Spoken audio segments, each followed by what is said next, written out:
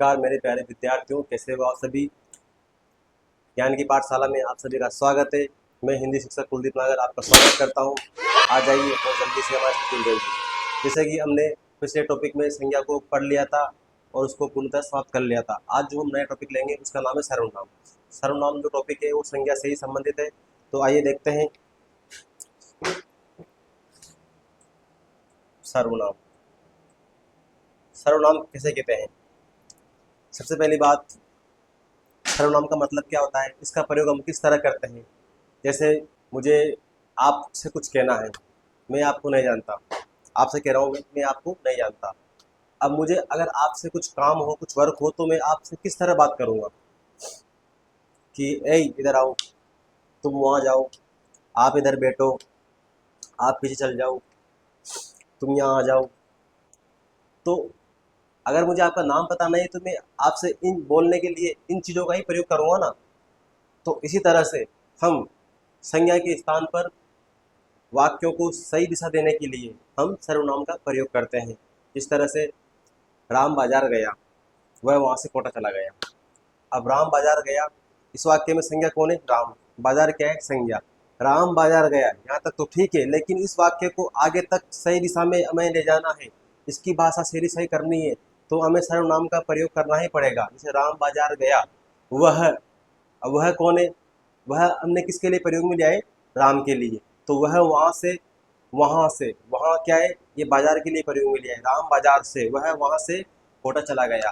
तो इसी तरह से हम संज्ञा के स्थान पर सर्वनाम का प्रयोग करते हैं। तो आगे देखते हैं हम सर्वनाम के जो प्रकार होते हैं वो होते हैं 6। ठीक है, 6 कौन कौन से होते हैं?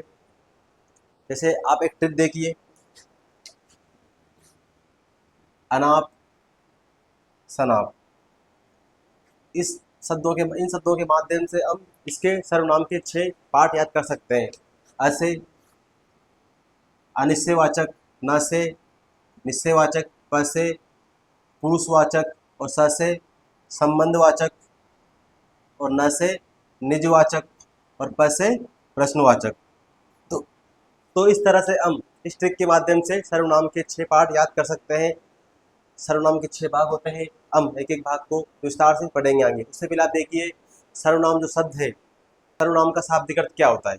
सर्वनाम का शाब्दिक अर्थ सबका नाम होता है। सर्वनाम शब्द 2 शब्दों से मिलकर बना है। सर्व धन नाम, सर्व यानी सभी, नाम मतलब नाम, ठीक है, सभी का नाम। सब सर्वनाम शब्द संज्ञा के स्थान पर प्रयुक्त होते हैं। मैंने भी आपको सेंटेंस के माध्यम से बताया था, वाक्य को समझाया था कि किस तरह से हम संज्ञा के स्थान पर सर्वनाम का प्रयोग करते हैं और किस तरह के सर्वनाम शब्द होते हैं। ठीक है, जैसे मैं, मेरा, मुझे, मुझको, यह, वह, इसका, इसने, उसने, ठीक है, इस तरह के सर्वनाम शब्द होते हैं। उसके आगे देखिए, सर्वनाम शब्द संज्ञा की पुनरुक्ति को रोकते हैं। मतलब एक बार संज्ञा आ गई तो दोबारा हम संज्ञा ना लेंगे, उसकी जगह हम सर्वनाम शब्द का प्रयोग करेंगे। इस कारण से क्या होगा? इस कारण से संज्ञा की पुनरुक्ति हो जाएगी। ठीक है, क्योंकि संज्ञा दोबारा नहीं आएगी, उसकी जगह क्या आएगा? उसकी जगह सर्वनाम आएगा। उसके बाद देखिए आप, सर्वनाम जो होते हैं वो भाषा को सरल व सहज बनाए रखते हैं, क्योंकि वाक्य के अंदर हम अगर सर्वनाम का प्रयोग करते हैं तो उसकी जो भाषा शैली होती है वो सरल और सहज प्रतीत होती है। तो इसके बाद देखिए आगे बढ़ते हैं हम और एक एक सर्वनाम को पढ़ते हैं। सर्वनाम 2 शब्दों से मिलकर बना है। सर्वनाम का शाब्दिक अर्थ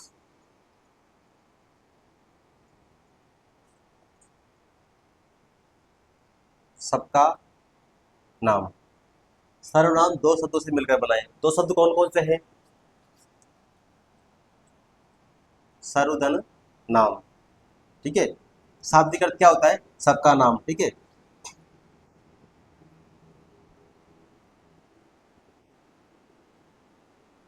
संज्ञा के स्थान पर प्रयुक्त होने वाले शब्दों को सर्वनाम कहते हैं, ठीक है। सर्वनाम संज्ञा की पुनरुक्ति को रोकते हैं।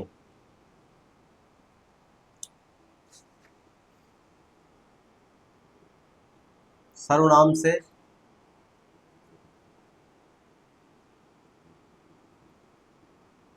सर्वनाम के प्रयोग से भाषा सरल व सहज बनी रहती है। ठीक है, सर्वनाम के जो प्रकार है, सर्वनाम के प्रकार, सर्वनाम के जो प्रकार है वो कितने हैं? वो 6 है। ठीक है, मैंने भी आपको ट्रिक के माध्यम से बताया था। जैसे आप लिखो अनाप शनाप। ठीक है, देखिए आप पहला पहला प्रकार देखिए, आ से अनिश्चयवाचक, अनिश्चयवाचक सर्वनाम, ना से निश्चयवाचक सर्वनाम। ठीक है, प से पुरुषवाचक सर्वनाम, स से संबंधवाचक सर्वनाम, ना से निजवाचक सर्वनाम और प से प्रश्नवाचक सर्वनाम। ठीक है, तो ये सर्वनाम के जो 6 भेद है मैंने ट्रिक के माध्यम से आपको बता दिए। आप ट्रिक के द्वारा भी इसको याद कर सकते हो। तो देखिए आगे, सर्वनाम शब्द दो शब्दों से मिलकर बनाए। सर्वनाम शाब्दिक अर्थ सबका नाम होता है, संज्ञा की पुनरुक्ति को रोकते हैं, मतलब एक बार संज्ञा का प्रयोग हो गया दोबारा सर्वनाम के माध्यम से प्रयोग नहीं होगा। ठीक है, संज्ञा के स्थान पर प्रयुक्त होने वाले शब्दों को सर्वनाम कहते हैं। सर्वनाम शब्दों के माध्यम से वाक्य की भाषा शैली बहुत ही सहज और सरल बनी रहती है। ठीक है, इसके 6 प्रकार होते हैं। ठीक है, तो हम आगे बढ़ते हैं इसके बाद, और आगे एक एक प्रकार को हम विस्तार से पढ़ते हैं। तो देखिए पहला प्रकार पुरुषवाचक सर्वनाम। देखिए इसका प्रयोग, पुरुषवाचक सर्वनाम का प्रयोग वक्ता, श्रोता या अन्य किसी के बारे में बात करने के लिए किया जाता है। वक्ता मतलब बोलने वाला, श्रोता मतलब सुनने वाला, अन्य मतलब किसी की तीसरे के बारे में बात करते हैं। दो व्यक्ति खड़े होके किसी तीसरे के बारे में वार्तालाप करते हैं, वो क्या होता है?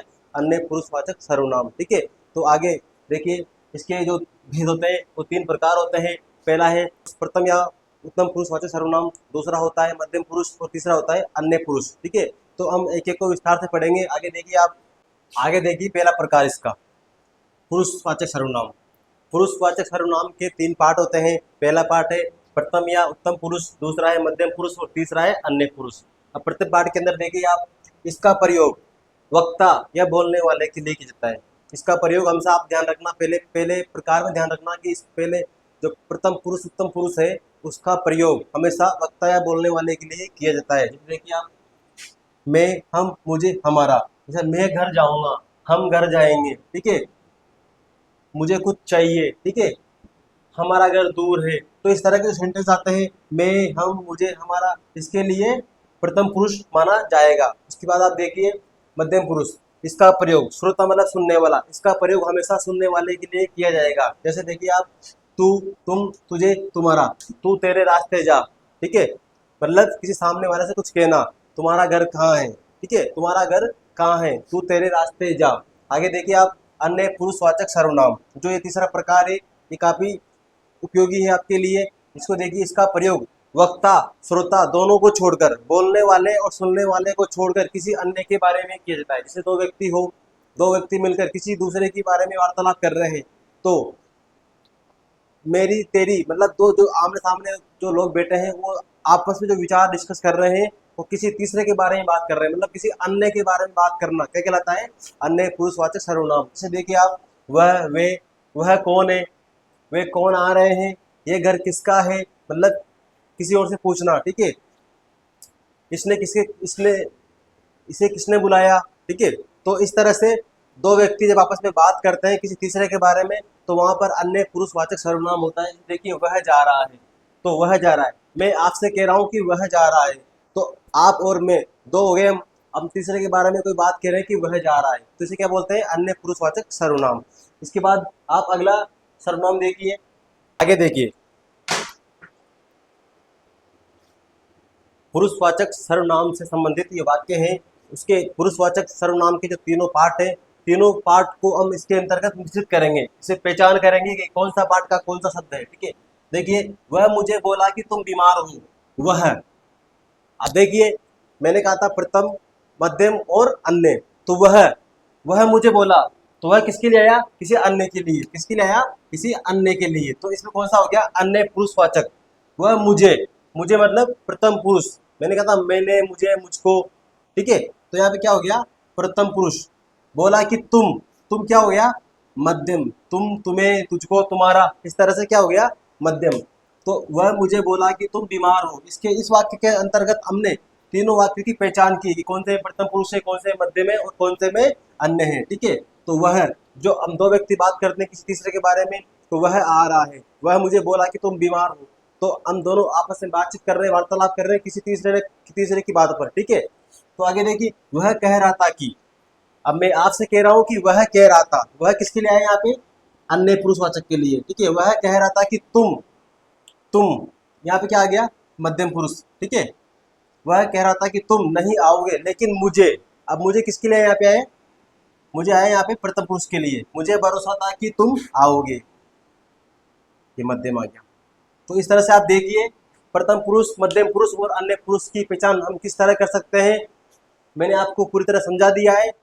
आगे देखिए अगला सर्वनाम, निजवाचक सर्वनाम। अब निजवाचक सर्वनाम किसे कहते हैं, जिन शब्दों का प्रयोग, जिन शब्दों का प्रयोग स्वयं के लिए किया जाता हो, जिन शब्दों के प्रयोग कर्ता या स्वयं के लिए किया जाता हो। देखिए आप यहाँ पे, जिन शब्दों का प्रयोग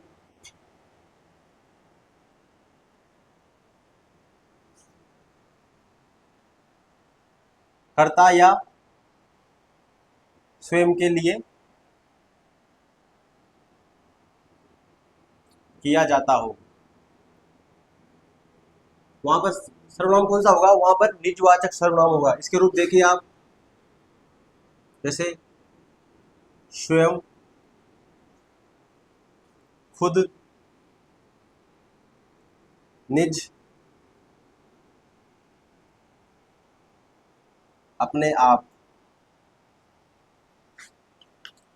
जिस तरह से देखिए आप, इसमें किस तरह सेंटेंस बनते हैं, जिन शब्दों का प्रयोग कर्ता या स्वयं के लिए किया जाता हो वहां पर निजवाचक सर्वनाम होगा। जैसे देखिए आप,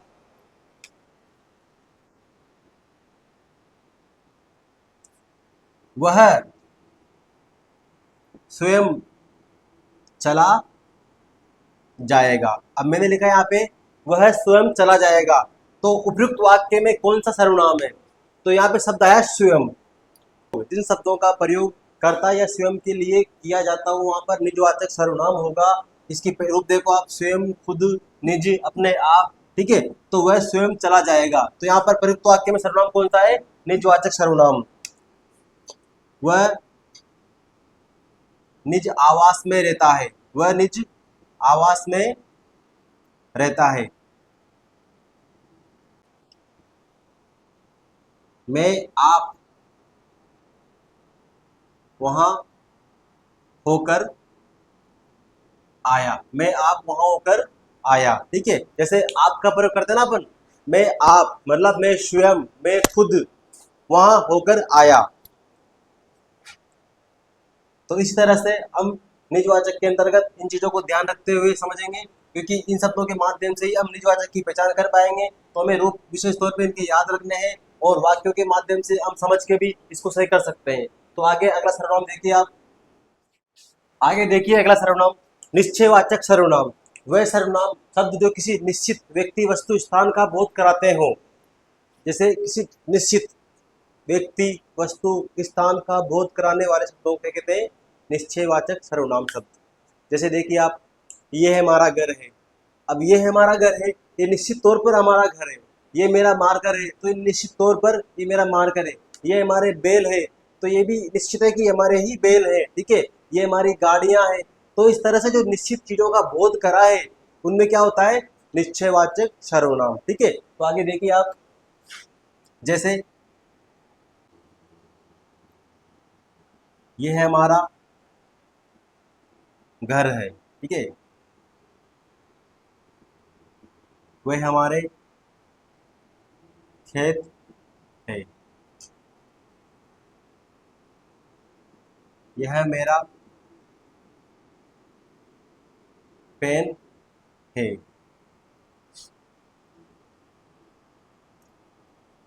है मेरे माता पिता हैं। तो देखिए आप, इन वाक्यों से आपको पता चला कि ये हमारा घर है, ये हमारे खेत है, ये मेरे माता पिता है, ये हमारे बैल है, ये हमारी गाड़ियां हैं। तो ये जो वाक्य है इनमें एक निश्चितता का बोध हुआ है, और जहाँ निश्चितता का बोध होता है वहां पर निश्चयवाचक सर्वनाम विद्यमान होता है। ठीक है, तो आप देखिए आगे, वे सर्वनाम शब्द जिनमें निश्चित व्यक्ति वस्तु स्थान का बोध नहीं हो बल्कि वस्तु की स्थिति के संदर्भ में हमेशा संदेह बना रहे, वहां पर कौन सा होगा? वहां पर अनिश्चयवाचक सर्वनाम होगा। जैसे इसके रूप देखो, कोई कुछ किसने किया, कोई कुछ किसने किया। जैसे आप देखो, जैसे कोई आ रहा है। अब देखो कोई आ रहा है, अब उपयुक्त वाक्य में सर्वनाम कौन सा है? कोई आ रहा है। निश्चित तो नहीं है ना ये, निश्चित निश्चित चीज तो नहीं है कि कोई आ रहा है, मामा आ रहा है कि पापा आ रहे हैं, ताऊ आ रहे हैं या चाचा आ रहे हैं, कौन आ रहा है कि भैया आ रहे हैं, कोई निश्चित नहीं है। तो यहाँ पे सर्वनाम कौन सा होगा? अनिश्चयवाचक सर्वनाम। यहाँ पे हमारे अंदर एक संदेह उत्पन्न हो रहा है। ठीक है, आगे देखिए, किन्हीं का लड़का खो गया। अब पता नहीं किसका लड़का खो गया, किन्हीं का लड़का खो गया, यहाँ भी एक संदेह उत्पन्न हो रहा है। दाल में कुछ काला है। अब दाल में कुछ काला है, लेकिन ये तो पता नहीं कि दाल में कौन सी वस्तु गिर गई है जो काली है। ठीक है, यहाँ भी हमारे अंदर एक संदेह उत्पन्न हो रहा है। ठीक है, वस्तु की स्थिति में हमेशा संदेह ही रहेगा यहाँ पे। ठीक है, जैसे किसी को बुलाओ, किसी को किसी को बुलाओ, तो यहाँ भी देखो आप, हर वाक्य के अंदर किसी भी चीज का निश्चित बोध नहीं हो रहा है। कोई आ रहा है, पता नहीं कौन आ रहा है, ये बिल्कुल अनिश्चयवाचक वाक्य है। किन्हीं का लड़का खो गया है, पता नहीं किसका लड़का खो गया है, हमारे अंदर तो संदेह बन रहा है कि किसका लड़का खो गया है, जान पहचान ही नहीं है इससे तो। दाल में कुछ काला है, अब दाल में कौन सी वस्तु है जो काली है? अब या कोई कीड़ा है या कोई मक्खी है, कुछ भी हो सकता है। हमें बिल्कुल फिक्स पता नहीं है, फिक्स निश्चित नहीं है कि दाल में कुछ कोई फिक्स वस्तु गिर गई है या वो खाली है। ठीक है, आगे देख, किसी को बुलाओ, मदद के लिए किसी को बुलाओ, किसी को बुला लो, कोई निश्चित नहीं है कि इनको ही बुलाओ, आप चाहो जिसको बुला लो, हमें तो मदद चाहिए। ठीक है, तो इस तरह से जो इस तरह के वाक्य हो जहाँ पर संदेह बना रहे हैं, ठीक है, तो वहां पर सर्वनाम कौन सा होगा? वहां पर हमेशा अनिश्चयवाचक सर्वनाम होगा। आगे देखिए, प्रश्नवाचक सर्वनाम। अब प्रश्नवाचक सर्वनाम किसे कहते हैं? जिन शब्दों से जिन शब्दों से प्रश्न पूछने का बोध हो, वहां पर सर्वनाम कौन सा होगा? वहां पर प्रश्नवाचक सर्वनाम होगा। जैसे बाहर कौन खड़ा है, आप क्या कर रहे हो, आपको यहाँ किसने बुलाया। तो ये क्या कर, बाहर कौन खड़ा है, ये आपसे प्रश्न पूछा गया है कि बाहर कौन खड़ा है मुझे बताओ। आपको यहाँ किसने बुलाया है, मैंने आपसे पूछा है कि आपको यहाँ किसने बुलाया है। ये दरवाजा किसने खोला है, ठीक है, इसको किसने मारा है। तो ये क्या हुआ, ये मेरे द्वारा आपसे प्रश्न किए गए हैं। तो इस तरह से इन वाक्यों में कौन सा सर्वनाम हो गया? प्रश्नवाचक सर्वनाम। तो देखिए आप आगे,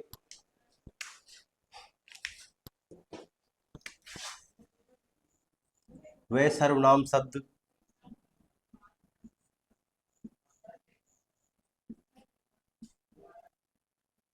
जिनसे प्रश्न पूछने का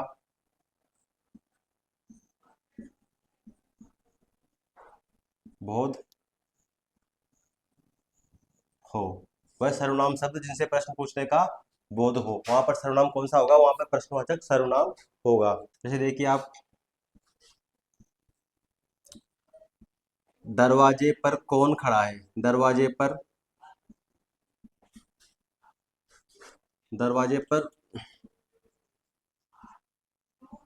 कौन खड़ा है, कौन खड़ा है, आपका नाम क्या है। दरवाजे पर कौन खड़ा है, आपका नाम क्या है।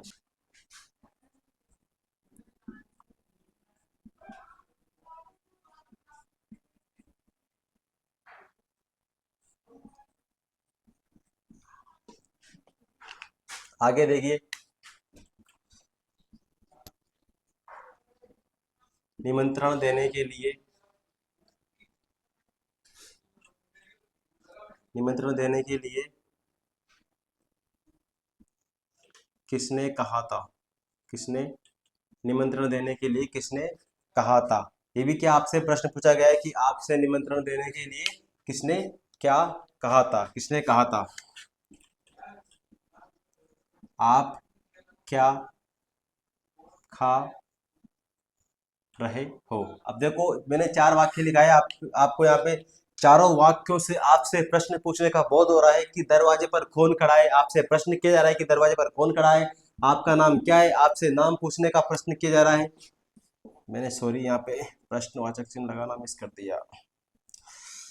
निमंत्रण देने के लिए किसने कहा था, आपसे पूछा गया है कि आपको निमंत्रण देने के लिए किसने कहा था, आपको उसका आंसर देना है। आपका, आप क्या खा रहे हो, आप क्या खा रहे हो, आपसे पूछा जा रहा है, आपसे प्रश्न किया जा रहा है कि आप किस चीज का सेवन कर रहे हो, आप क्या खा रहे हो। ठीक है, तो देखिए आप इस तरह से जो जहां पर प्रश्न पूछने का बोध हो वहां पर हमेशा प्रश्नवाचक सर्वनाम होगा। आगे बढ़ते हैं हम अगले सर्वनाम की तरफ। आगे देखिए संबंधवाचक सर्वनाम। देखिए जब एक सर्वनाम का संबंध, जब एक सर्वनाम का संबंध दूसरे सर्वनाम के साथ प्रकट हो, दूसरे सर्वनाम के साथ प्रकट हो, तो वहां पर सर्वनाम कौन सा होगा, वहां पर संबंधवाचक सर्वनाम होगा। जैसे इसके रूप देखिए आप, जो, सो, या वह, जो, जो, सो, जिसका, उसका। मतलब संबंध बताना है हमें यहाँ पर। जब एक सर्वनाम का संबंध दूसरे सर्वनाम के साथ प्रकट हो तो वहां पर हमेशा संबंधवाचक सर्वनाम होगा। जैसे अगर आप परिश्रम करोगे तो आप नित्य ही सफल होगे, आप हम मतलब बिल्कुल सफल होगे। ठीक है, जिसकी लाठी उसकी भैंस। ठीक है, तो इस तरह से संबंध बता रहे हैं, जो जैसा करेगा वो वैसा भरेगा, जैसी करनी वैसी भरनी, जो सोवते वो कोवते। ठीक है, इस तरह से जो सेंटेंस आएंगे वो संबंध बताने वाले शब्द होंगे। उनसे आपको पहचानना है कि किस तरह से कौन से वाक्य में संबंधवाचक सर्वनाम है। जैसे देखिए आप,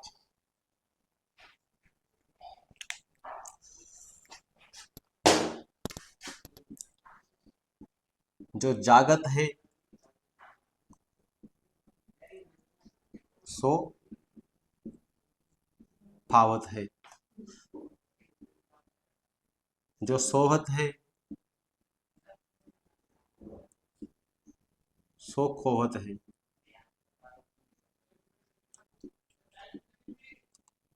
जो करेगा सो भरेगा, जो करेगा सो भरेगा, जिसने परिश्रम किया, जिसने जिसने परिश्रम किया वह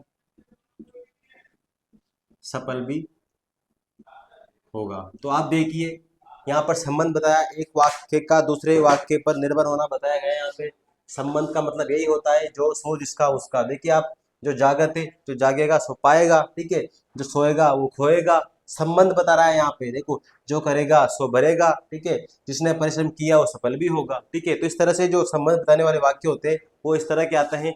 उसमें दो सर्वनामों का प्रयोग किया जाता है। देखिए आप, जो सो, जो सो, जो सो, जिसने उसने, जिसने या वह। तो इस तरह से सर्वनामों का प्रयोग किया गया है यहाँ पे। तो जो हमारा सर्वनाम टॉपिक था वो हमने पूर्णतः पढ़ लिया है, बिल्कुल इसको समाप्त कर लिया है। अगर आपको इस टॉपिक से संबंधित कोई भी प्रॉब्लम्स हो, किसी भी क्वेश्चन को लेकर, तो आप कमेंट के माध्यम से हमसे पूछ सकते हैं और अगर आपको वीडियो अच्छी लगी हो तो लाइक ज़रूर करें, शेयर भी करें, ताकि वीडियो सभी तक पहुंच सके, सभी इसका आनंद लाभ उठा सके। तो बस मिलते हैं हम अगली क्लास में नए टॉपिक के साथ, नए जोश के साथ। तब तक के लिए जय श्री राम।